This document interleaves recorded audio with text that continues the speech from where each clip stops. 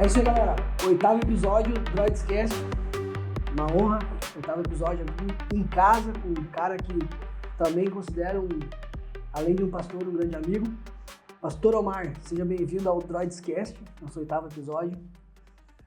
Obrigado, é uma satisfação enorme estar aqui contigo, Brian. É uma honra poder estar com vocês aqui nesse 8º episódio, uma alegria enorme. Que legal. Creio que vai bombar aí, vai ser top. Que legal. Não sei se eu apresento como, falei Pastor Omar, mas eu acho que o termo agora é Bispo Omar, né? Pode ser Omar, não tem problema. Omar, a galera não conhece muito esse termo, né? Tudo certo. Tranquilo. E por que Bispo? O que muda do pastor para o Bispo? Já para... Conforme a denominação que a gente está, alguns se intitulam apóstolo. Na que eu estava, que era um pessoal de Goiás, eles intitulavam bispo antes do apóstolo. Né? Só uma questão de nomenclatura. Né? Eu não faço mais parte daquela denominação, mas o título permanece. Né? E o que seria o título, assim, tipo, por exemplo, assim, ó, pastor. Por exemplo, tu é pastor já faz uns 20 anos. 24 anos. E hoje em dia, por exemplo, assim, ó, eu quero ser pastor. Como é que eu viro pastor? O que me torna pastor? Assim, tipo, o termo mesmo, assim, sabe, oficialmente, assim. Sim. Ó, precisa, conforme a igreja, conforme as denominações, né? Normalmente o pessoal não tem usado muito ter que estudar teologia, fazer 4 anos do curso teológico. A própria denominação local, ela cria suas, vamos dizer, suas regras, né? Estipula seus princípios. O caminho ali para... O caminho para dizer, ó, o jovem, o Brian já está há anos aqui na nossa igreja, ele desenvolve já algumas atividades ministeriais, que a gente fala, né? E a gente vê que ele tem aptidão pastoral, né? Aí, no caso, o pastor, o presidente, ele vai te botar à prova, vai te testar, vai, né, ver se tu tem essa aptidão, né? E aí se reconhece diante da igreja, ó, esse jovem, ele tem um chamado pastoral, vamos reconhecer ele como pastor, então, né? Mas precisa ter um colegiado ali de pastores, assim, da cidade, tem alguma... Não tipo, da cidade não, da igreja local, da igreja que tu faz parte, entendeu? Então, se a igreja tiver um exemplo, assim, 4 membros, ela pode, dentro dele, virar pastor. Pode transformar a pessoa em pastor, assim, ou não? Cara, não é os membros que consagram a pessoa, é um pastor que vai consagrar pastor, né?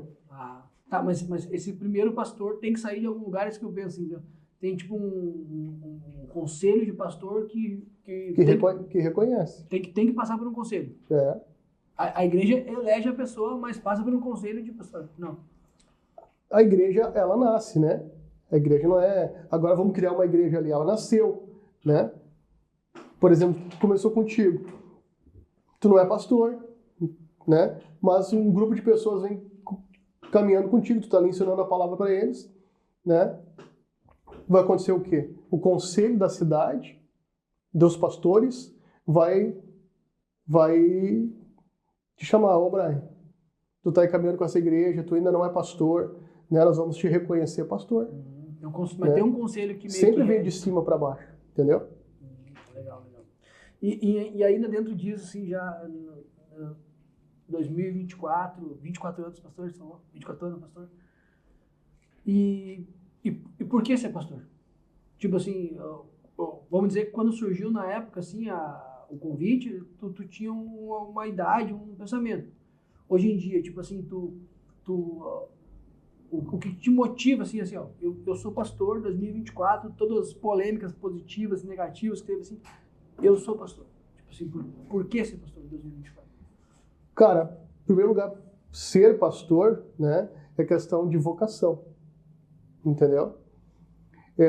Eu me converti no ano de 1992. E no ano de 93, eu recebi essa vocação para ser pastor. Não me tornei pastor em 93. Fui me tornar pastor em 2000. Entendeu? Então houve toda uma preparação emocional de crescer, terminar meus estudos, me formar na minha profissão, que eu sou contador também, né? Eu casei, né? E aí que depois eu fui, então, já que eu desenvolvi porque eu te falei, essa atividade, essa liderança na igreja, o meu pastor na época me reconheceu, né? A igreja confirmava, não, ele é pastor, sim, ele tem todo os traços, né, de um pastor. Então, o meu pastor me reconheceu, né? Me ungiu, né? Num culto específico, diante de toda a igreja, né? E a partir de então, eu passei a ter o título de pastor. Legal, legal. Bacana.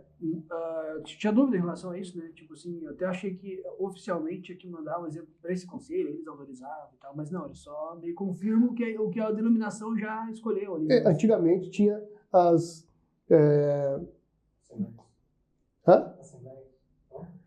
Não são assembleias, são... como é que fala? Fugiu a palavra, assim. Tipo uma conferência. Tipo uma denominação...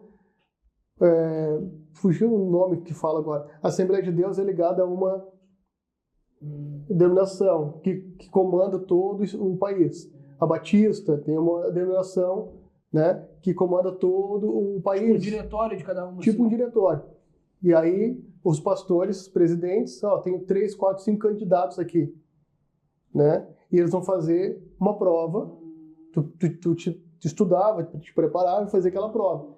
E aquela organização, né, que chamava os teólogos lá e fazia um teste com os candidatos. Eles passando, o pastor então fazia um culto especial e consagrava pastor. Hoje em dia não tem mais. Hoje mudou muito, né? A própria igreja local que reconhece, porque os caras estudavam teologia, faziam uma prova, o cara não tinha paciência para aconselhar uma pessoa. Mas a teoria dele era boa, digamos assim. Teoricamente o cara tinha estudado, sabia a teologia, né? Mas na prática nunca havia aconselhado alguém, nunca, né, tinha expulsado um demônio de alguém, entendeu? Não tinha vida prática. E as igrejas amadureceram e começaram então a ter essa vida prática, né? Ela fazia o crivo dela ali por conta própria, assim, né? Porque conhecia a pessoa, o caráter, o dia a dia, entendeu? Cara, assim, já bem de começo, assim, a gente entrando nesse tema, assim, eu tenho pelo menos umas 3 coisas para trazer, assim, porque eu queria ouvir a tua versão, assim, a tua ideia sobre certos temas, assim. Bora lá. Vamos lá, coisas polêmicas. Assim, uma coisa que eu tenho pensado, assim, bastante, e gostaria de ouvir a explicação de alguém da área, vamos dizer assim, é sobre a Bíblia Sagrada. Qual é o motivo, assim, de manter esse termo sagrado? Por que a Bíblia ela tem um poder, assim, praticamente de uma divindade, assim, ao respeito pela Bíblia, assim? Não ser apenas um livro de apoio que teve influência, teve modificações ou não ao longo da história, independente disso, mas tipo, porque ela não é só um livro de apoio, e sim porque considerar ela uma sagrada escritura. Qual que é? O próprio livro diz isso, ou tem passagens que eu não lembro, não conheço, que daqui a pouco Jesus falou sobre isso, ou algum apóstolo sobre isso, ou é uma coisa assim que tipo virou uma cultura assim do cristianismo?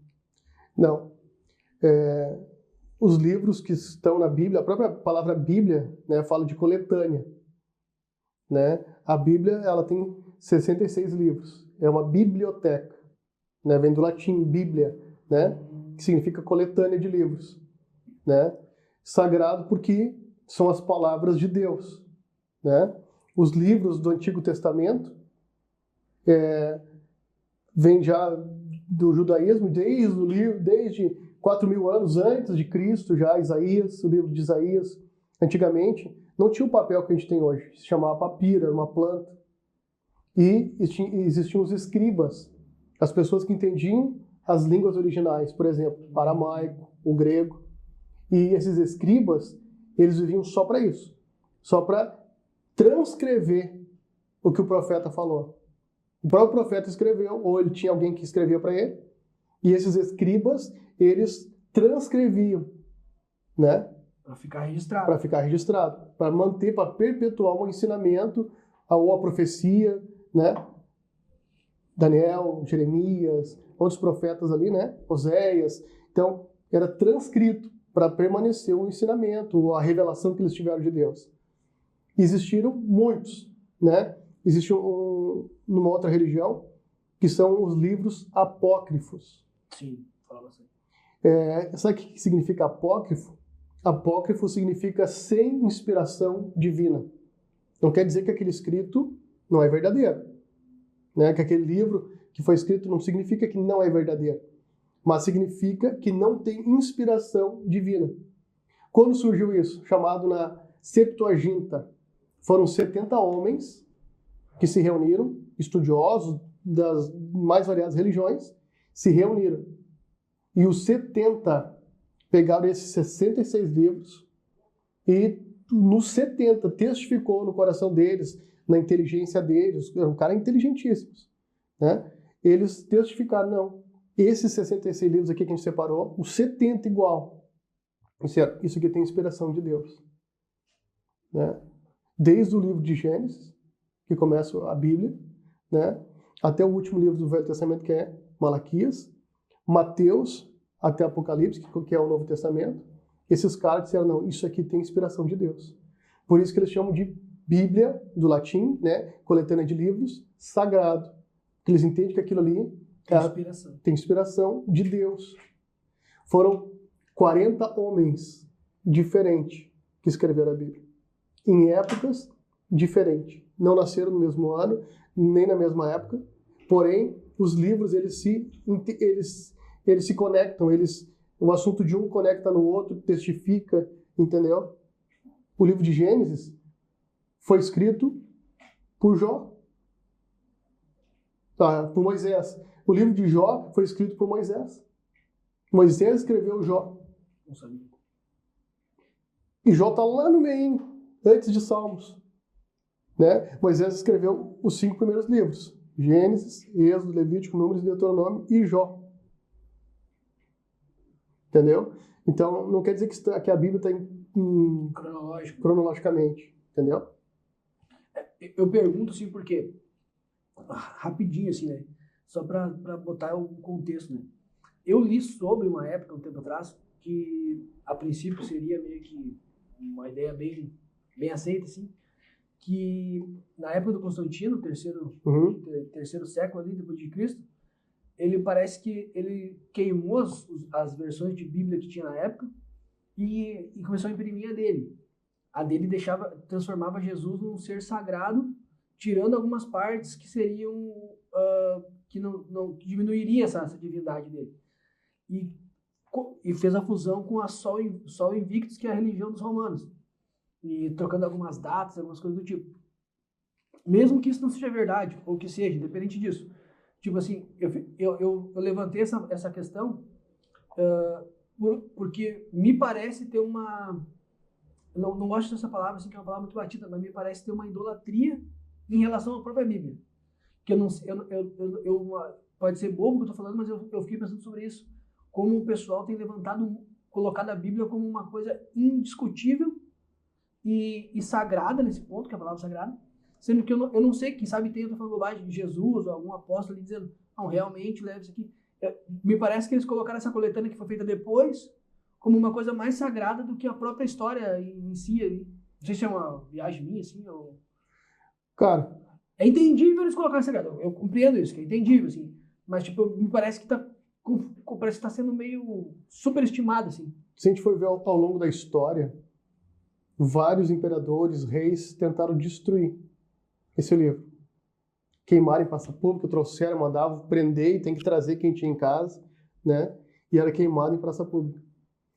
E o livro continuou sendo repassado de geração a geração, né? Ainda hoje, pode pegar, hoje é 8 de outubro de 2024. Pode pesquisar no Google qual é o livro mais lido em todo o mundo. A Bíblia. Então, podem querer tirar a divindade da Bíblia, podem querer questionar, né? Já fizeram até filme que Jesus tinha família, era casado, né? Tudo isso pode tentar fazer, pode denegrir a imagem, né? Mas no último livro da Bíblia, chamado Apocalipse, está escrito lá, que é o livro da revelação, né? Ai daquele que tiraram um L ou um tio deste livro. Sua parte será tirada da vida eterna, né? Ou do reino dos céus. Então, o próprio livro está alertando, né? Tem pessoas que têm modificado a Bíblia. Tem pessoas que têm tirado. Às vezes eu vejo de uma versão para outra, eu pego assim para dar uma lida. Claro que tem interpretação, mas a mesma interpretação muda muito, né, as palavras que eu já poderia levar para um lado ou para o outro. Não, assim, grande sentido, mas abre um leque já de interpretação, né? Essa tradução, versão mais jovem, versão não sei o quê. É bom, abre o entendimento, mas eu prefiro ficar quanto mais original o texto... Para ter uma base mais perto, né? Mais perto da... Cara, se perdeu. É óbvio que foram traduzindo, entendeu? Uma das versões mais corretas, mais aproximadas do original é de João Ferreira de Almeida, aqui no Brasil. Né? É a mais próxima que tem do original. É óbvio que tu vai traduzir do hebraico. No hebraico, a palavra Deus não se fala. O judeu não pronunciava a palavra Deus. Né? Eles tiravam as vogais e falavam só as consoantes.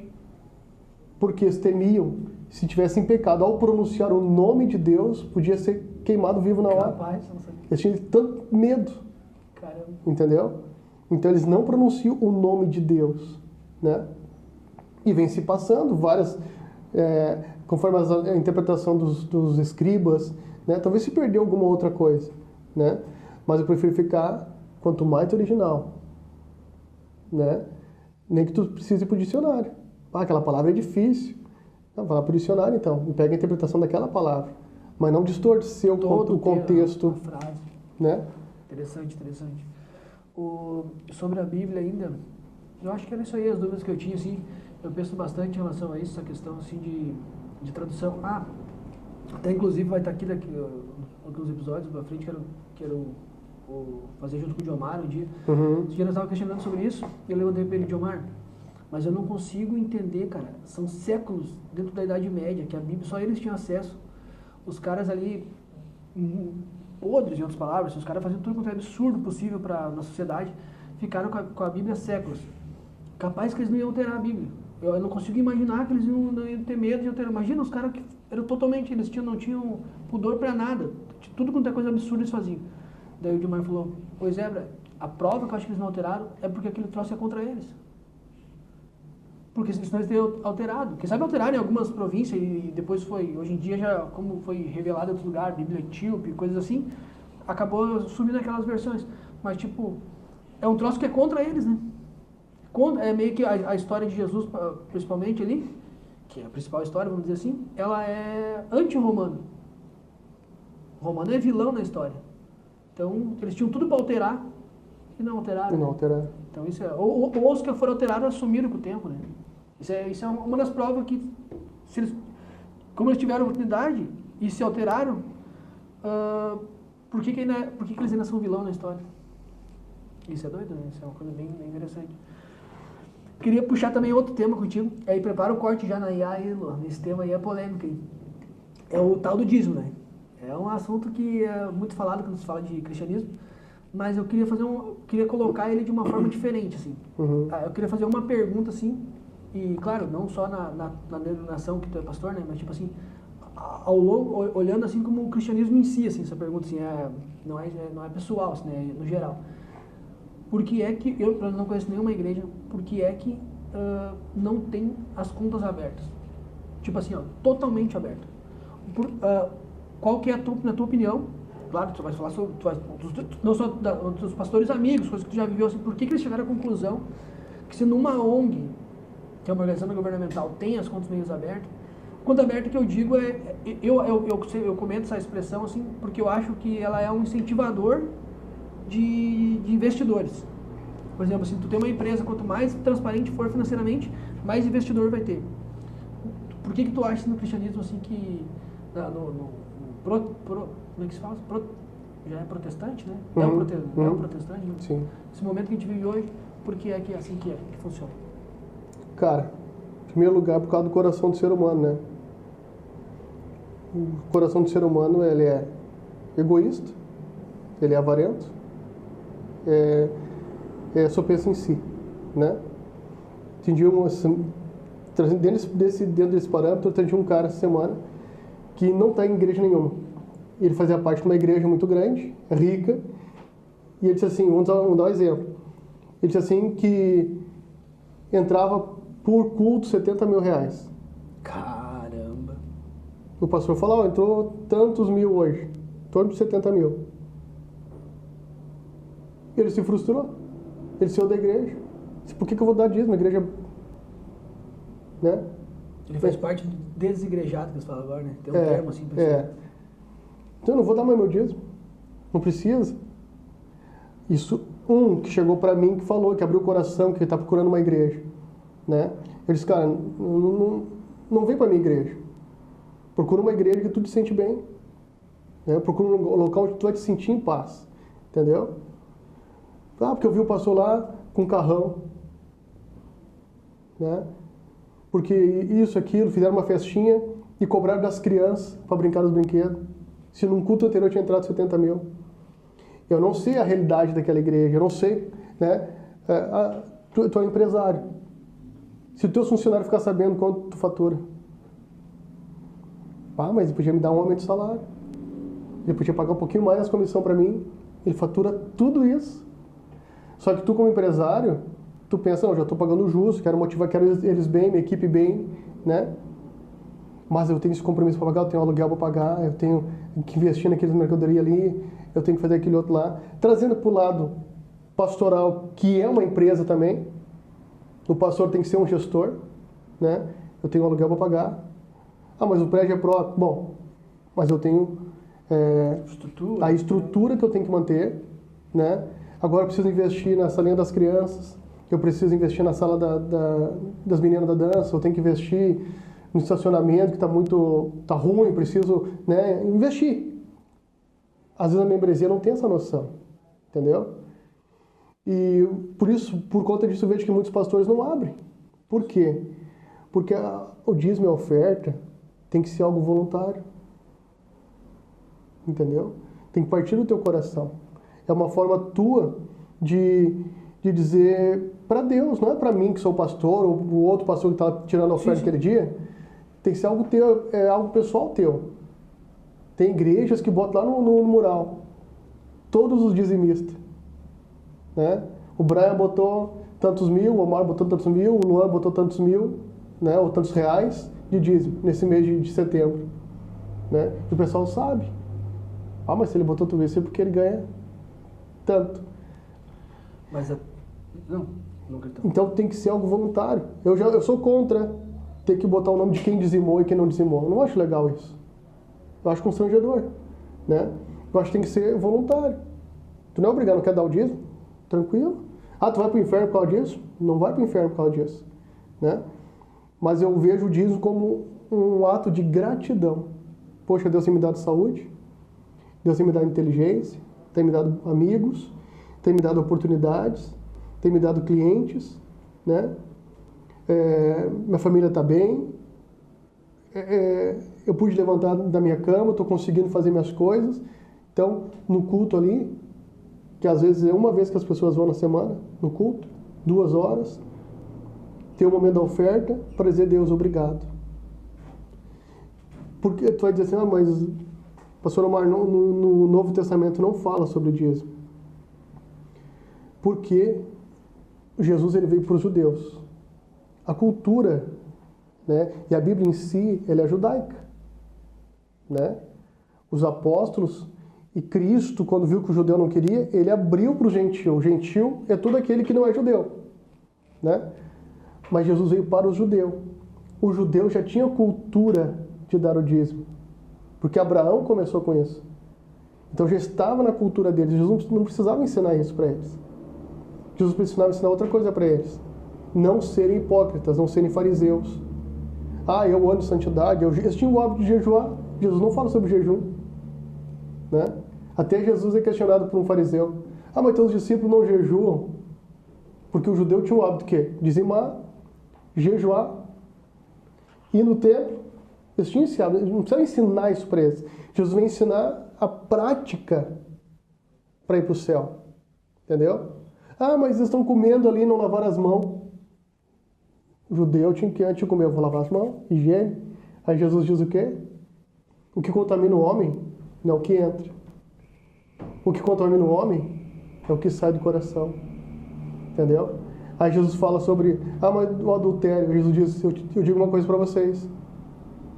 Que O olhar para uma mulher com intenção, eu queria ter aquela mulher ali, que gostosa, meu Deus do céu, tu já adulterou. Ao olhar de Deus, o que cai em adultério e o que só olha, dizendo que gostosa, está no mesmo nível de quem praticou o adultério. Então Jesus veio trazer uma nova régua. Entendi. Tá entendendo? Que é dentro, não é externo. Exatamente. Ah, mas eu não vou dar o dízimo, mas por quê? Ah, porque fulano, porque não sei o quê. Então, Jesus está dizendo, olha... O que adianta tu dar? Tipo assim, Jesus tá dizendo... Tem gente que dá milhões ali, 10 mil, 100 mil, 200 mil de dízimo. Mas dentro... Entendi. Tá entendendo? Dentro de tudo que tu falou, assim, relacionado a isso, uma coisa que eu saquei, assim, que inclusive era um dos pontos que, quando eu faço simulações na minha cabeça, assim, porque se abrisse as contas, assim, um dos pontos que acarretaria, assim, seria a questão da dúvida em que relacionado no que como usar e como abriria um leque gigante de administração, que hoje em dia, não sendo aberto, é mais fácil para quem faz a gestão como usar os recursos. Quando for aberto, vai ter palpite do fulano, que vai perder, quem sabe, eficiência. Também? É um negócio diferente. Então é interessante, é um ponto interessante. Eu perdi eficiência pela questão. Mas, ainda assim, acho que poderia, minha opinião pessoal, né? Só assim, acho que poderia ter algum meio termo nisso, sabe? Alguma coisa assim, tipo... Mas, enfim, claro, legal, claro. Assunto bem legal, um ponto de vista que eu não tinha, que é a questão da eficiência na gestão, quando tem muita gente opinando, palpitando, bem legal. Mas o meu tema não podia ser no sentido, tipo... foi uma construção de determinada coisa. Sim. Ser transparente na questão da construção que vai ser feita. Um projeto, claro. Claro. Eu acho que maneira, ou relatórios, né? Eu sei que tem vezes que fazem relatórios, né? Que o pessoal ali fica mais um filtro, um fluxo, que a pessoa compreende mais fácil. Então, essa parte aqui, nem muitos da maioria que está na igreja, pobre, isso significa, não é que significa, mas tem dificuldade de administração de dinheiro. Sim. Então, obviamente, quando ela vê alguma coisa dessa, ela vai pensar, bom, né? Eu não investi em determinada coisa agora nisso. Uhum. E aí, como empresário, você já tem que pensar o amplo das mil coisas para fazer. É que existe aquela senhora do lar e existe o empresário. A cabeça da senhora do lar é preciso comprar isso aqui agora. O empresário não, já pensa num leque e tem uma visão muito mais ampla de investimento. Eu, particularmente, assim, se fosse, tipo, isso não chega a ser uma crise porque poucas pessoas, no caso, levam adiante esse pensamento. Eu acredito que muita gente pensa sobre isso, mas não leva adiante. Se fosse uma crise e eu fosse gerir essa crise, eu, quem sabe, criaria alguma coisa, tipo assim, um conselho mensal. Para quem está interessado, faria certa prestação de conta, ouviria palpite. Quem sabe, agiria assim. Na prática, sabe agir diferente. Uhum. Mas é um ponto disso que eu já não tinha pensado. Agora, quando eu fazia minhas simulações, eu já vou pensar nessa questão, que é um assunto que dificulta a gestão, porque vai ter mais gente opinando junto. Né? Legal. Mas seguindo nisso aí, mais um outro tema, assim, até a gente comentou no último episódio sobre isso, e eu queria aproveitar também só puxar junto, assim, pensando no personagem de Jesus Cristo como personagem, assim, da Bíblia, no sentido ali, né, de texto, assim, ele é um ser, né, divino, filho de Deus e tal, e toda coisa que a gente já sabe, né? Nós cristãos, que se denominamos cristãos, né, que se autodeclaramos cristãos. Mas, tipo assim, eu às vezes fico pensando assim no ser humano Jesus Cristo. Uma bobagem minha, assim, que eu acho legal de pensar, assim, que se nada daquilo ali fosse exatamente como é, e se realmente teve a maquiagem para ele ser mais divino do que ele era, pro Constantino, enfim, Conselho de Nicéia, Uhum. E eu acho que seria tão legal quanto se ele não fosse divino. Também eu acharia legal. Continuo achando legal. Um cara incrível, toda a história, e ainda seria o pilar de meio que de ordem no mundo, assim. Porque, tu imagina, tu já parou pra pensar nessa besteira, assim, vamos dizer assim, Uhum. ele sendo filho de Maria com José antes do casamento, que eu não sei o que geraria, o que é na religião deles lá, na cultura deles. Eu sei que se há pouco tempo no Brasil isso era ofensivo, imagina 2000 anos atrás. Então ela trazer, eles vieram com essa ideia de ser filho de Deus para ocultar uma concepção antes do casamento. Ele nascendo num lugar que eu sei que era meio difícil, Nazaré era um lugar complicado na época. Ele nascendo num lugar complicado, vindo de fora do casamento, ainda assim ele entender assim, cara, eu sou filho de Deus. Ele entender que ele é filho de Deus. Ele imaginar o Criador, né? E pensar assim, peraí, eu sou filho desse cara. Esse cara pra mim tá vivo, esse cara... E ele continuar, e ele fazer os milagres, ele fazer tudo o que ele fez, mas com essa ótica dele não sendo divino. Eu acho quase mais bonito que a história verdadeira, porque daí ele fez na raça mesmo, sabe? E ainda por cima, no final, ali na última ceia, ele dizia pros caras assim, ó, vão me prender. Eu só falei coisa boa, eu só falei de amor, ajudei as pessoas e vão me matar. O único jeito dessa história não ser perdida 100% é vocês roubando o corpo. Se vocês não roubar o corpo e sumir com o meu corpo, tudo que a gente fez vai ser perdido. É uma bobagem, é uma história totalmente ficção, mas que se fosse um filme e a gente não conhecesse a história de Jesus, eu acharia incrível. Ele fez o que fez e teve que fazer isso no final para poder não ser perdida a história dele, porque ele foi traído. É uma bobagem, não sei se eu tinha pensado em alguma coisa do tipo assim, mas é uma bobagem que eu continuo achando bonita a história, mesmo não sendo divina, sabe? Jesus é um personagem fantástico. Né? Cara, eu te entendo, né? Te entendo teu ponto de vista, assim, acho fantástico isso. Mas Jesus, cara, não tem explicação. Jesus era demais. Olhando, esquece a questão divina mesmo que tu falou. Olha para ele como ser humano, né? Pegando de trás para frente. Os últimos momentos ali, lá no Jardim de Getsemane, com os 3 melhores amigos dele. Quem que tava lá era João? Pedro, Tiago e João. Eram os 3 íntimos dele, né? Tinha 12, mas... Mesma coisa, a gente tem um monte de amigos, mas tem aqueles que são mais próximos. Cara, ele suou sangue. De nervoso, cara. A ciência fala, os psicólogos falam... Que pode acontecer isso, né? Que pode acontecer. Tu tá num nível de estresse tão violento, tão grande, que tu não tem saída, não sabe o que fazer. Tu transpira, tu soa no normal, né? Tu tá nervoso, as mãos soam, não é? As axilas soam, tu tá nervoso. Multiplica esse nível de estresse, de nervosismo. O sangue transpirou junto. Caramba, que doideira. Cara, ele era humano, cara. Entendeu? Ele tava na humanidade dele. Até porque ele não sendo humano, olha a viagem da minha cabeça assim. Até porque ele não sendo humano, tendo essa parte divina, além de Jesus, acho que tem outra figura na parte histórica, assim, que acho que é Hércules, se eu não me engano também. Hércules é 50% humano, 50% Zeus, né? Ele é filho de Zeus.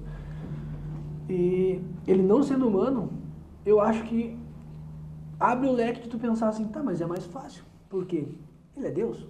Então, quem sabe ele conseguia suportar até a dor, de certa forma, de forma diferente, porque ele tem 50% de DNA divino.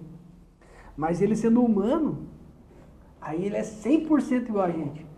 Então tudo que ele sofreu, isso que eu digo, fica mais bonito ainda a história, fica mais superação ainda, fica mais incrível, sabe? Claro, é só uma... Mas ele até eu comentei aqui, depois ele fala que ele teve a parte que ele apareceu depois de novo ali para os caras. Então, tipo, ele já foge do que eu tô falando, assim, é só uma teoria. Teve um cara que tu deve conhecer, Augusto Cury. Ah, sim. Ele era ateu de carteirinha, né? Psiquiatra com pós-graduação, o cara era renomado. E ele disse, eu vou provar que esse Jesus é uma fraude, é uma mentira.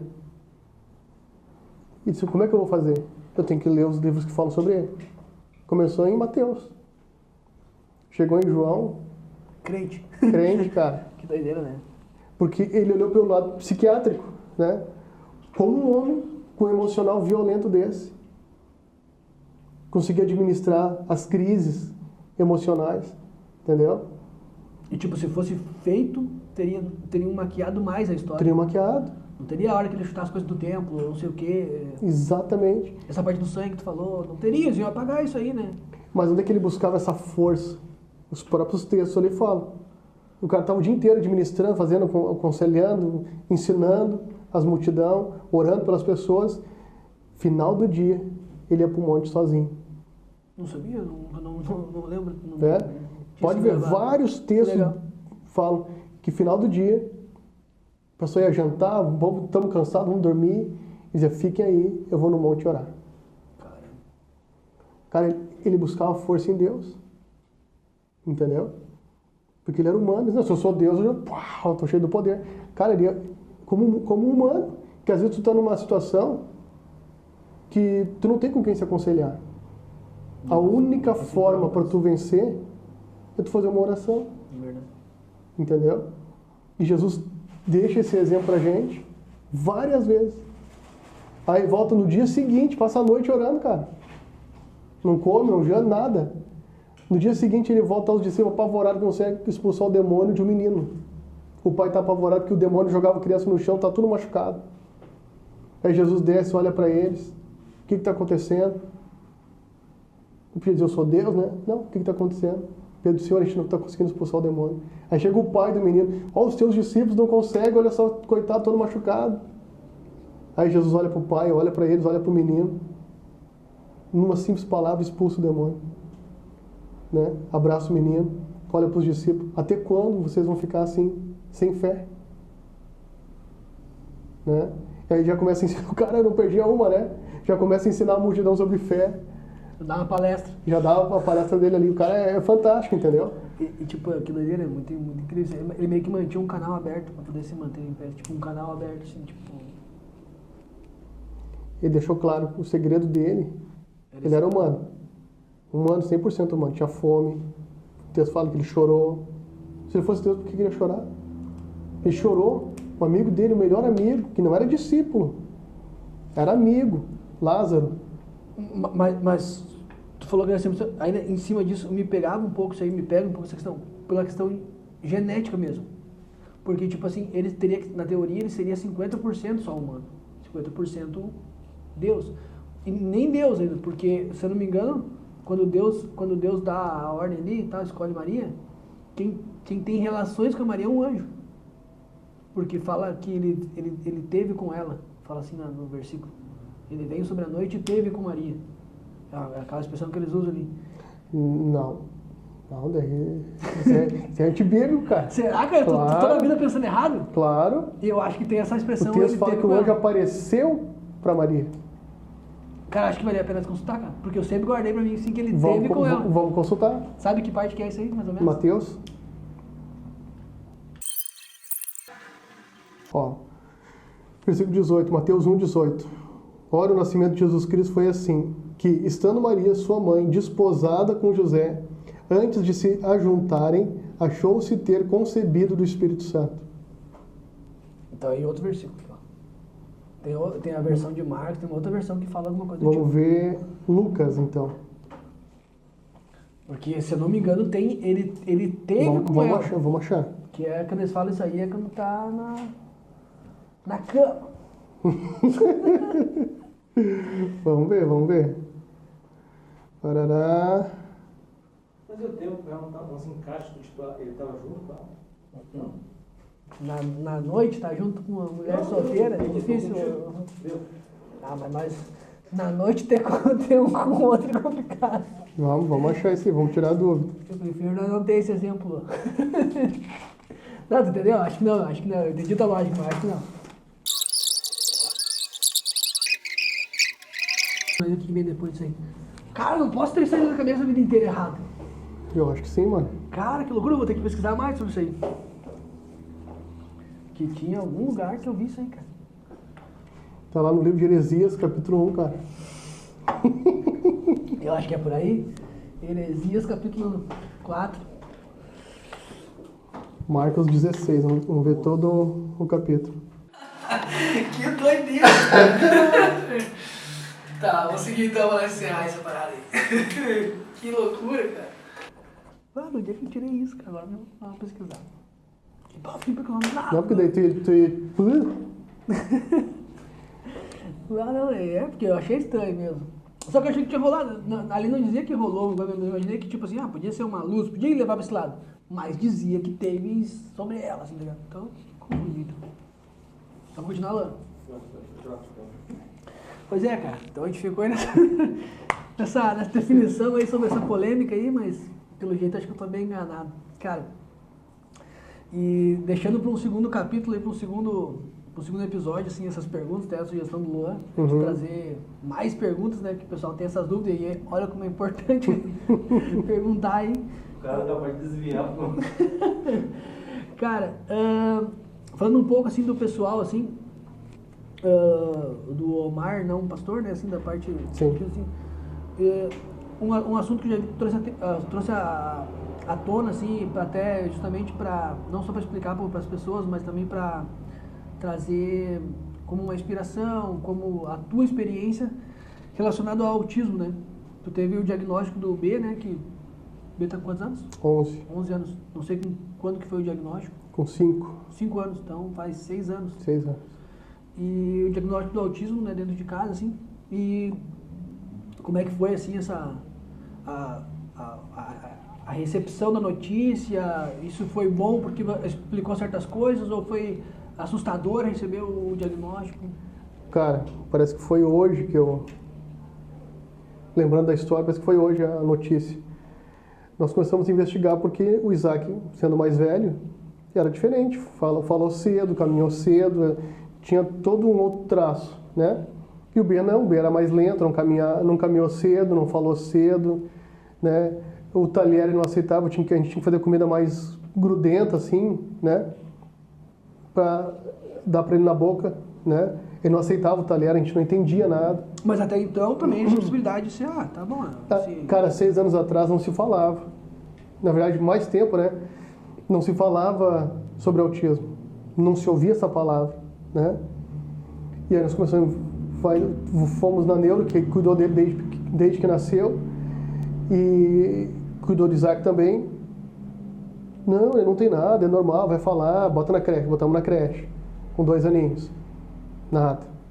Tinha algumas crises, não aceitava o limpador de para-brisa, né? A chave que movimentava na ignição. Balançava. Ele não aceitava, tinha que tirar o chave, deixar só a chave. Tudo aquilo a gente estranhava, não entendia.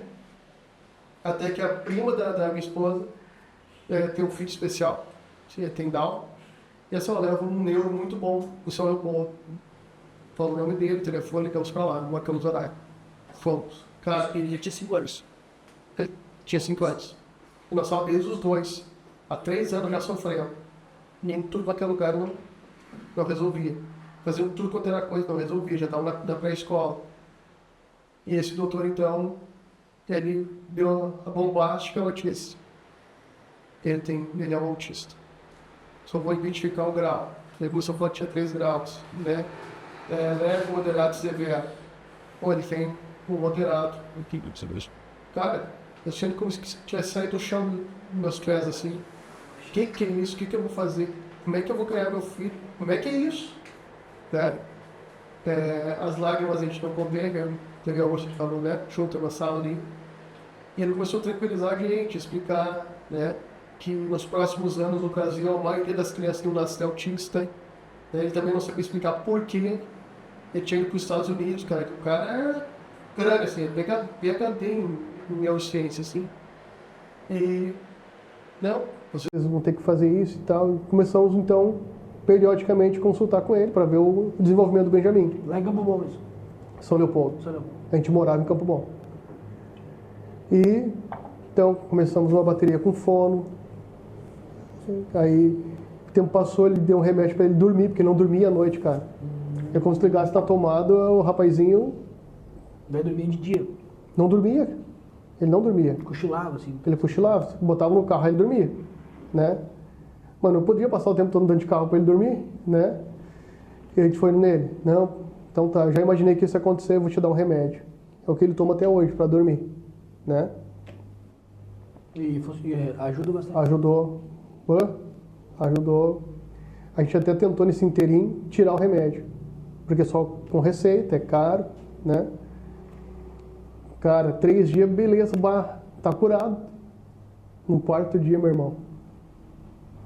Nós estávamos na casa da praia, um casal amigo nosso. Parecia que ele ia subir as paredes, de tão elétrico, tão agitado. E agora? O remédio ficou em casa, né? Não teve jeito, tivemos que aguentar no outro dia pegar as malas e vir embora. E tem que dar um remédio. É 1 miligrama só. né? Dorme bem, no outro dia se relaciona legal. E a gente começou a entender que o cérebro deles trabalha numa rotação diferente da nossa, né? A nossa rotação tá ali, a dele trabalha assim, diferente da nossa, né? Tipo, as linhas de pensamento, no caso, não segue um padrão diferente do típico, por isso que vem a expressão de atípico e tal. Tipo, o processo de pensamento, diz assim, tipo assim, por exemplo, eu tô aqui, tô cuidando do barulho lá, não sei o que, daqui a pouco ele já cuidou o barulho primeiro, não sei o que. Ele já tipo... percebeu o barulho antes da gente. Ele já percebeu o movimento antes da gente. Ele percebeu um gesto no teu rosto antes da gente, né? Alguns deles, a maioria deles, são muito inteligentes, ou para a área de cálculos, de pintura ou de música. Eles são muito inteligentes. Diz que tem muito relacionados que antigamente chamavam de gênios, que no caso seriam autistas. Né? Isso. Essa percepção aguçada, assim... E alguns afeta o comportamento, né? A fala ou o comportamento. Alguns deles são elétricos, agitados, caminham na ponta dos pés, né? Só usa determinado tipo de cor de roupa, ou só come certo tipo de cor de alimento. Capaz. Isso é uma característica assim, do autismo. Do autismo geral. Tinha uma criança no local que a gente levava para fazer os tratamentos, que ele só comia o que era amarelo. E não comia outra comida que não fosse, tinha que ser amarelo. E a mãe sofria com isso, porque, né? E o Benjamin não aceitava o talher. O cérebro dele não entendia como é que aquilo vai entrar na minha boca. Metal, por exemplo. Não o metal, mas aquele objeto, né? A mão é normal. Que nem ele não gostava de sujar as mãos. Não aceitava, né? E a gente não entendia. Às vezes, porque tu não passa a vara nele, porque isso aí é birra, isso aí é mania, né? A gente sofreu muito, cara. E eu que convivo numa igreja, que tem várias pessoas, cara, eu sofri muito. Eu terminava de pregar na igreja, ele pequenininho, eu via o movimento da bispa lá atrás, com ele no colo, chorando, e ele com fome, querendo comer, e ela tentando dar, não ajeitava. Eu descia do culto, eu tinha que ir lá pegar ele, né, e dar com as minhas mãos o alimento para ele comia, né? E as pessoas me julgavam, me criticavam. Achava que o cara estava fazendo as manias, coisa assim, não sabia. Então, eu tive que perdoar essas pessoas, né? Porque eles também não entendiam. Ninguém entendia, né? Barulho, ventilador, cara. Um dia ele estava na escolinha e ligaram o ventilador, estava quente. E começou a hélice girar. Ele surtou na sala, ninguém entendia, ninguém percebeu que era o ventilador. Né? Então, hoje a nossa igreja se tornou uma igreja inclusiva. Aprendeu a respeitar ele, a entender ele, a conhecer ele, né? E as crianças, né, incluem ele, em vez de rejeitar, incluem ele, né? Ele é um guri amoroso, ele é querido, ele é carinhoso, né? Mas tem os traços do autista, ele já mudou muito, né? Hoje não se importa mais com o limpador, com o ventilador, com o chaveiro, não se importa mais, né? Alimento, ele mesmo come com o talher dele, entendeu? Ou ele come de tudo, não tem lance de cor, né? Mas o que ainda pega é a questão da fala, né? Que a gente ainda ficou um período assim, muito grande sem fazer fono, porque só particular é muito caro, né? E eu tive que voltar a fazer particular, não podia deixar, já estar passando tempo demais, né? No município não tem, na APAI não tem, né? Agora, por último, me chamaram, mas era um horário que não tinha como, era ao meio-dia. Só que ele tem aquele lance de horário. Todo autista, ele gosta de rotina. E o que sai da rotina desorganiza ele, né? Então eu tive que abrir mão daquele horário, que era 12h30, né? Na APAI distância. E tive que repassar para outra criança, né? E entrar para a fila de novo esperando um horário que fique dentro do que ele consiga fazer, né? Então tudo isso é delicado, cara. É um desafio, assim. Eu fiz questão de tocar no assunto, sim, não só assim, porque faz parte da tua vida, né? Mas nunca hoje em dia isso aí, né? Essa parte de ver esse novo mundo agora dos atípicos e tal. E também eu vejo também no mundo, assim, o quanto o assunto não assunto, assim, mas como é que se chama, assim, não é síndrome, essa condição se tornou muito comum, assim, muito, assim, a gente vai nos lugares, assim, agora como tem aquela lance das coisas que ajudam a identificar, assim, as cores ali e tal. A gente estava esses dias no hospital lá, a gente viu, nossa, tinha vários, assim, tipo, sei lá, tinha 10 crianças, 3, 4 tinham síndrome de autismo. E que doideira, assim, tipo, é um novo mundo, né? E eu acho que pra quem tá olhando ali também, às vezes tá passando por uma situação, às vezes, tipo, tem uma criança que tá com um filho em casa ali, ó, a filha, e também às vezes já passou por várias coisas e não abriu os olhos pra esse lado ainda, tá com um pouco de tentar investigar com isso, né? Tipo, eu acho que cada vez que tu falar sobre o assunto, agora tu já tem uma responsabilidade de estar ajudando as pessoas de certa forma também nesse diagnóstico. Sim. Que é doloroso até tu descobrir, né? Não que não seja difícil, né? Quer dizer, é mais doloroso tu não saber do que depois que tu tem o diagnóstico tu poder tratar, né? Tu vai conseguir andar num caminho certo, né? Tipo assim. Porque a pior coisa, Brian, é tu não querer ver, não aceitar, né? São 6 anos que eu venho lutando até na igreja, quis, né, criar esse espaço lá para famílias, porque eu sei que a pior coisa é a família. Porque às vezes tem casal que separa, porque não cara, é punk o negócio, entendeu? E eu sei que de homens que deixam a família, cara. E vários casos a gente pegou que o homem foi embora, deixou a mulher com o filho, tendo que administrar isso, entendeu? Então, a pior coisa, conheci casais que não aceitavam, não, meu filho não é autista.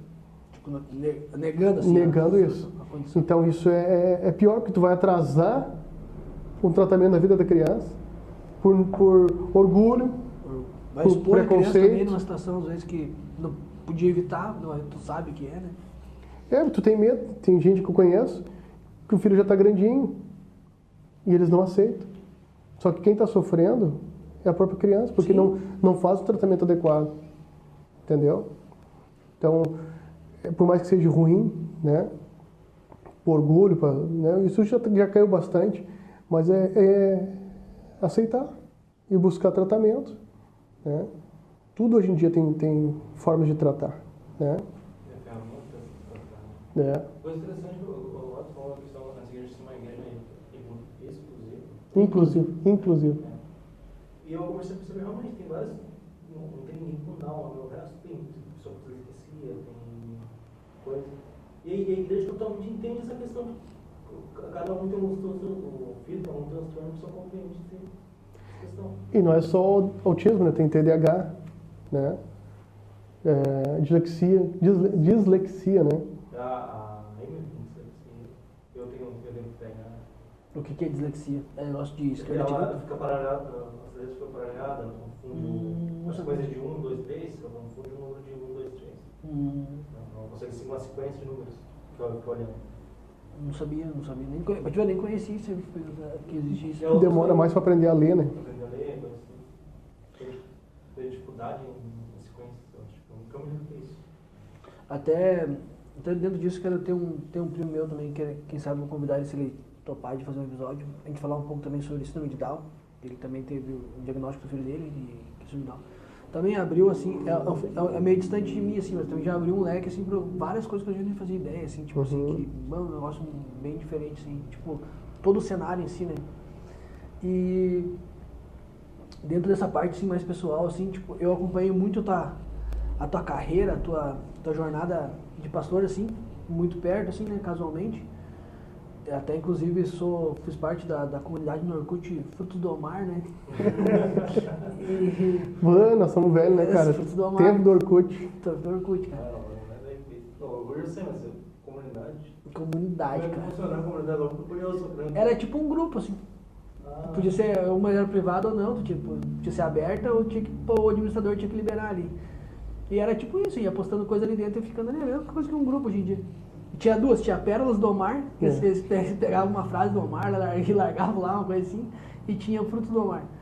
E, enfim, até, casualmente, não sou entrevistado, mas acho que vale a pena falar sobre isso, tipo assim, um curtinho, assim, tipo, eu me converti ao cristianismo, no caso, num culto teu, e a gente saiu pra ficar com umas gurias lá, não deu certo, a gente foi na igreja porque falaram que tinha umas gurias lá, e chegamos lá, o Amar abriu o culto pregando, era Amós, alguma coisa acho que era um livrinho desse tamanho da Bíblia. E eu tinha uma Bíblia 3 anos em casa que eu nunca tinha aberto e resolvi cara, eu rasgava a Bíblia para limpar uma coisa na parede, se tivesse qualquer coisa. Eu usava como um livro qualquer, gratuito, que eu tinha ali para rasgar e usar para anotação, qualquer coisa. E um dia eu abri ali, 3 anos que eu não abri li um versículo assim antes de dormir. E quando a gente resolve ir na igreja por coincidência, nem era para ir, acabamos indo, chega lá o Omar fala uma parada, o mesmo versículo, e aquilo ali já me pegou, e ele tava com os números, Salmos 83, tinha camisetas que era tipo de futebol americano, sei lá, de beisebol. E eu, cara, que viagem, ele falou um negócio de ir na casa da namorada e tentar. Tu deu um exemplo de alguma coisa, a gente foi lá e ir no vaso, em uma sessão de embaraço, assim, e não dar descarga. Eu, cara, nunca vi isso numa igreja, o cara falando isso, achei legal pra caramba, sabe, o ambiente, assim. E resumindo, então, tipo, sempre te acompanhei, assim, de certa forma, às vezes mais perto, às vezes mais longe, e vejo que tu cada vez tá se reinventando, sabe, tipo, uma coisa que eu admiro, assim, tanto no pessoal, quanto no próprio congregacional, vamos dizer assim, essa questão da igreja agora inclusiva, e agora nós estávamos conversando, gestão de marketing, tá se formando aí na questão de... Tu já é contador, né, tipo assim, sabido já, no caso, assim, pra mim, né, e agora essa questão de gestão de marketing, o que é isso aí, cara, assim, pra explicar um pouco pra galera, assim? Cara, olhando para os meus filhos, né, principalmente o Isaac, que eu sempre incentivo a estudar, né, e aí, na questão profissional, eu disse, pô, já tô com 47, vou voltar a estudar. Eu disse, vou voltar a estudar, vou fazer a minha faculdade, é um sonho que eu tenho. Vamos dizer para ele, ó, o pai também terminou a faculdade, vamos lá, né? Cara, e o ano que vem eu tô terminando a minha faculdade, né? E pensei muito, qual a área que eu vou entrar, que eu vou fazer para não perder o tempo, né? E me indicaram a faculdade de gestão de marketing, que ela pega contabilidade, pega um pouco de advocacia, né? Técnicas de venda, consultoria, né? Então ela abrange ali gestão do tempo, gestão de finanças, gestão de vendas, gestão de equipe, nossa, né? Bem amplo. Ela é bem ampla, né? E tu pode trabalhar aí num leque bem vasto, assim, bem bacana, né? Muito legal, muito legal. Bem atual, né? Muito atual. Pouco tempo que lançaram ela, né? Então, isso vem dentro daquilo que eu já curto fazer, né? E vem agregar no que eu quero pra frente, né? Sim, bem legal. Inclusive veio vários projetos pra frente, né? Nós estávamos conversando que logo vai sair alguma coisa relacionada também a curso, vamos dizer assim, também. Uhum. E também tem o projeto do Café com Negócio também, que tu tem tocado ali. Tá até pensando em, quem sabe, fazer alguns formatos diferentes, alguma coisa do tipo também, né? Quem sabe até versão meio podcast, alguma coisa assim também. Vai ter isso aí mais pra frente. O Sodil tá sempre se reinventando, né, cara? Sempre trazendo as novidades aí. Cara, a gente não pode parar no tempo, né? A gente precisa. O mundo tá sempre se atualizando, né? E a gente precisa estar atualizado, senão a gente fica para trás, né? Não que a gente tenha um concorrente, nunca no reino de Deus, nas outras igrejas não é concorrente, né? Mas cada um está atuando numa área, alcançando pessoas, ajudando pessoas, né? E voltando à questão do Café e Negócios, foi um projeto muito bacana, presencial, né? E eu acho que ele tem muito mais alcance se nós fizermos esse formato aqui, entendeu? Verdade. Tipo podcast. Tu alcança pessoas que tu não imagina. Esses dias aí que eu fui pra política, né? Cara, teve vídeos aí que alcançaram 2.500 visualizações. Um vídeo. Do nada, assim. Outro 1.800, né? E aí o Isaac, pai, tu viu teu vídeo, pai? Os guris da escola tudo vendo. Cara, os adolescentes ali curtindo aquele vídeo sobre política. Isso, mas tá uma parada aí que a gente pode alcançar essa galera, né? Aí eu tô lá em Campo Grande, um menino chega assim, cumprimenta o Isaac, e aí, fera, não sei o quê, né? Estudei contigo, tô vendo os vídeos do teu pai. Que legal. E eu aqui conversando com as pessoas e o ouvido ligado, né? Daí eu olhei pra ele, ô tio, é tudo os vídeos, tio, pai, me cumprimentou, né? O tamanho da abrangência, né? A abrangência, cara. Né? Então eu acho, cara, muito da hora, assim, agora a gente fazer isso. Legal. Entendeu? E ver na prática, assim, tipo, não citando o nome, assim, mas que participou desse Café com Negócio, assim, tipo, esse dia eu tava conversando com um cara, quando começou o primeiro Café com Negócio, ele trabalhava de carteira assinada e tal, e não era feliz, não que ele tem problema de trabalhar com carteira assinada, ele não era feliz no serviço dele, era um serviço que eu sei que era bem ruimzinho. E aí, ele se motivou nisso aí tudo, saiu, agora ele tá autônomo, e agora esse dia ele brincando comigo, não sei o que era, ele falou assim, era alguma coisa relacionada a, sei lá, grana, ou período de tempo, assim, livre, assim, agora eu sou empresário, né, Brian? Até comigo assim, assim, mas tipo, ele não era, ele tava meio brincando, mas tipo, ele tava usufruindo daquilo ali, sabe? Porque agora eu sou empresário, né? Tipo assim, que legal, meu, parabéns, né? Que massa. Então, com certeza, esse é um negócio que eu acho que bem bacana, assim, bem pertinente, né? Tipo, o pessoal às vezes tá desgostoso com o serviço, sim, sendo que tem um potencial para estar arrebentando em outra área, né? E às vezes só falta um empurrãozinho, um incentivo, né? Para a pessoa empreender, para a pessoa romper os limites aí, né? Que às vezes tem criança limitante, eu não posso. Meu pai trabalhou a vida toda de carteira assinada, eu tenho que trabalhar também. E não desfruta, cara, de uma vida abundante, uma vida plena, entendeu? Por causa de uma crença limitante, os pensamentos limitantes, né? Então eu acredito que o Café e Negócio, cara, ele vem para isso, para tirar as crenças limitantes e fazer a pessoa destravar, entendeu? Então eu creio que vai ser para 2025 aí, vai ser para... Você pode já depois casar ali algumas coisas dentro do questão de treinamentos ali junto, alguma coisa relacionada ali. Esse projeto de treinamento vai... Pode casar junto ali também. Isso é muito legal, cara. Cara, por questão até ali de dar um episódio legal já, eu vou partir mais para o encerramento. E foi legal mesmo, acho que tem vários conteúdos que a gente poderia abranger, assim, tocar no assunto. Poderia também trazer essa questão de dúvidas de Bíblia e tal. Assim, acho que tem bastante assunto para falar, assim, para um outro episódio. Poderia criar o BíbliaCast, cara. BíbliaCast. E, cara, então eu acho que tem bastante conteúdo. Não, e aquelas perguntas aleatórias da Bíblia. Assim. Ué, tipo, tem Anjo Maria. Episódio das pais. Tá legal. Cara, muito lindo mesmo. Tem até a questão também que a gente tem que ver ali, a questão do lado mais sombrio ali a versão de Lúcifer na história também é uma coisa que a gente estava pensando sobre isso, a versão dele que nunca é contada. A versão dele, eu queria ver, que também é um assunto interessante, porque ele foi expulso do céu, né? E até onde a gente viu, tem um versículo que fala que se ele quisesse, ele podia voltar. Tem um lance que ele pode pedir perdão e voltar, né? Não tem? Também? Não, não tem. Como é que é o nome do livro lá? Nós estamos no Heresias 2 agora. Nós estamos formados nesse livro. E aí, então já descarta sua sociedade. Cara, então mas que eu digo, tem bastante coisa que a gente tem que perguntar para saber. É importante, acredito que outras pessoas também têm essas ideias confusas, assim. É bom de saber. E tem muito questionamento aleatório, assim. E autor em algum lugar, aí tu pega como verdade. Mas nem era verdade aquela base. É verdade, não ouvi em algum lugar. Eu ouvi isso aí. O moço da esse filme. Esse aí nós tinha mesmo, ver no YouTube. Tem até uma síndrome disso aí.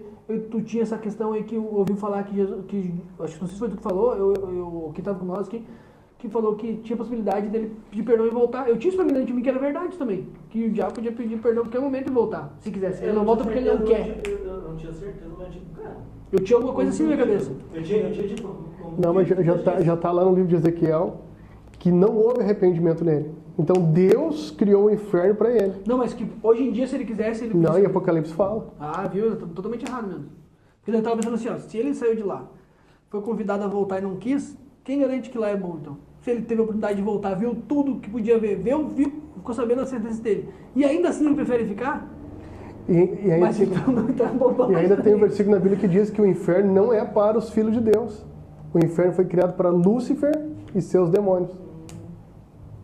Só que quem não aceita Cristo e não quer viver com Cristo, vai para o inferno. É convidado a se retirar. Entendeu? Legal, outra coisa interessante. Por isso que eu digo, isso aí acho que tem bastante assunto. Mas é um fato, os conteúdos de fazer, é legal de fazer, porque nós falamos. Pega algumas informações e leva como verdade. E vai levando a vida. Vai levando a vida. E eu achando que Maria e o anjo estavam de boa. Deitaram e rolaram. Tinha sido uma noite muito doida e nem aconteceu nada. Cara, assim, tipo, nós meio descontraídos assim e tal, pra pegar assim meio no pulo, assim, né? Cara, O que é a vida pra ti? O que é a vida? A vida, cara, é uma grande viagem. Em qual sentido tu diz assim? Viagem de passeio ou viagem de tá viajando na maionese? Não, uma viagem de passeio, entendeu? Tu tá passando por lugares que tu nunca passou, tu tá vendo paisagens, tu tá vivendo cada dia, né? Porque tu não sabe como é que vai ser o dia. Quem tu vai encontrar, com quem tu vai viver, com quem tu vai conversar. Como se tu estivesse indo mesmo numa Tu coisa. tá indo. Verdade. Tu já viajou, já pegou a estrada, né? Sim. Tu te depara com um acidente, tu te depara com lugares bonitos, tu te depara com que rua mal cuidada, né? E tu tem que desviar dos buracos. E o que nos faz andar seria o tempo, a força do tempo, assim. É o tempo, tu tá indo. As coisas estão passando por nós. Exatamente, e não volta mais, né? E isso é louco. Entendeu? O tempo que tu perde. Cara, eu sou muito crítico nesse sentido, assim, de perder tempo, cara. O tempo pra mim não porque tô ficando perto dos 50, cara, mas me dá um pavor, assim. Já tô chegando meio século de vida, cara. E o que eu vivi? O que eu fiz? O que eu produzi? Né? Me alegrei muito de te ouvir hoje falando que desde novo, né, foi tocado com uma mensagem minha, me acompanha todos esses anos de vida de igreja, de pastor, né, de família. Isso me alegra, poxa, não vivi em vão. Né? Se eu passar minha vida e eu vi isso, já valeu a pena a minha vida. Uma pessoa foi transformada por aquilo que eu carrego, né? Então isso já valeu a minha vida. Mas, ao mesmo tempo, penso, poxa, eu preciso aproveitar melhor o meu tempo. Ler um livro em vez de ficar olhando uma série de Netflix. Entende? Ou eu vou ler uma série, essa série é produtiva, vou olhar, vale a pena investir meu tempo ali. Entendeu? Eu sou muito contra jogar fora o tempo. Mas brincar, jogar fora, não, brincar, tu tá investindo tempo com teu filho ou com os amigos. Mas o tempo tem que ser bem vivido. Entendeu?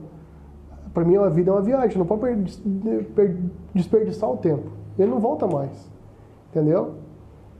Porque a gente vive pensando, eu tenho que ganhar dinheiro, eu tenho que produzir, eu tenho que pagar conta. Mas tu não viveu com os filhos, quando eles estão grandes. Tu não viveu com a esposa, quando vocês já estão velhos. Tu não viveu com teus pais, depois que eles não estão mais aí. Eu sinto uma falta violenta do meu pai. Era meu amigão. Imagina. Entendeu? Imagina, não. Tento imaginar, porque eu não passei por isso. Então, espero que demore muito para tu passar. Sabe? E te aconselho, curta o teu pai, viva com ele, escute ele, por mais que ele... Talvez o teu nível de experiência, de conhecimento seja amplo, né, diferente do dele, mas escuta ele, né, conversa com ele, abraça ele, não sei se tem esse hábito, beija ele, cara, sabe? Porque passa rápido, entendeu? Eu digo para quem está nos assistindo também, tem o pai e a mãe ainda, abraça, beija, eles podem ser ranzinhos ou sei lá, não pensar que nem tu, mas abraça eles, beija eles, desfrute o tempo com as pessoas que tu tem, né? Porque não volta mais, entendeu? Passa muito rápido. Doideira. Bacana, bonito demais. E cara, nos últimos episódios assim, né? Tô falando, eu vou acabar chorando no episódio. Daí eu choro, Tá umedecendo as vistas aqui, rapaz? Não, é essa umidade aqui embaixo. Mas, cara, ainda assim, dentro disso, assim, só pra gente, assim, tipo, né, de uma forma, assim, bem sincera, assim, pra tentar extrair outras coisas de dentro, assim, né, que foi essa reação, né, tava falando antes ali. E se te perguntasse agora, assim, tipo, pra ti, em poucas palavras, assim, define a vida de novo, assim, a vida. Cara, a vida é que nem um vapor. Ela vai se esvaindo, né? Então tu tem que aproveitar a vida. A vida tem uma planta, uma flor que nasce, e logo ela vai murchar. E não vai existir mais, né? Mas Aproveitar esse murcho, né? Porque vivo ainda e tem murcho planta. uma doença, né? Porque às vezes a gente vai fazer uma falência, quebrei, né? Cara, isso é um fim. Isso é uma pétala da tua vida que caiu, mas a planta tá ali, uma flor tá ali, tem outras pétalas, né? Vamos ter um meu pastor, né? Ou te levanta, sacode a poeira e vamos em busca de novos projetos, né? Porque se tu fica apegado numa pétala que caiu, que não deu certo como tu queria, né? Mas existem outras pétalas da tua vida, né? Ilumina, brilha, vai em frente, não desista, né? Até a gente comentou no último episódio ali, eu fiz essa pergunta pra minha avó, faleci da minha avó, que morreu há pouco tempo, mãe da minha mãe, e ela já enterrou uns filhos, já, né? Eu tinha enterrado, né? E eu perguntei pra ela, assim, até eu queria ter feito um podcast, né? Não consegui, não tinha estrutura. Cheguei a botar as lâmpadas pra entrevistar ela, assim, com um bico de luz, chegou na hora, ela não quis, não pôde, não deu. Esse é meu primeiro episódio com ela, acabou não sendo feito, nem não gravei com ela. E ela falou, eu perguntei pra ela, avó, o que é a vida? De bate pronto, assim, eu perguntei pra ela no meio do nada, assim. Ela sem entender o projeto, nada assim, ela é esperta, ela sacou, ela sem piscar, ela falou assim, ó, a vida é uma merda. Bem sério, assim, ó, com o peso que ela trazia, assim, da cultura, sério, foi engraçado, mas ela trouxe um peso, assim, ó, a vida é uma merda, assim, falou um peso, assim, e eu, caramba, tá ligado? Eu falei, pá, tipo, doideira, assim, tipo, claro, ela trazendo toda a bagagem, que eu tinha enterrado mais de um filho e tal, tipo assim... Quanta dor carregada. Né? Tipo, nessa história, tu comentou ali da vida é uma viagem, vai ter as partes horríveis, né? Se tu vai pegar aquilo ali pra... Tu passou muitas vezes ali naquelas partes ali, ficou para teu quadro, ficou pesado, né? É. Cara, é isso aí. 8º episódio, muito legal, Pastor Omar. A pedidos de pessoas me pediram, além da gente já ter combinado previamente antes de fazer, pessoas me pediram, gente que hoje em dia já não participa mais da igreja, que mora em outros lugares e tal, o pessoal me pedindo, grava com o Omar e tal. O pessoal tem um carinho, tem uma curiosidade, quer ouvir alguma coisa. Então, tá aí o episódio, o 8º episódio. Tomara que vocês tenham gostado. Até a próxima, Omar. Tem muito projeto pela frente aí. Isso aí. Obrigado pelo carinho. Obrigado pelo convite. Né? Estou à disposição para os próximos que precisar aí. E valorize a vida. Né? Eu posso deixar para quem está nos assistindo. Pense bem. Né? Dê valor enquanto dá tempo. Baita episódio. Obrigado mesmo, Top de verdade. Mesmo.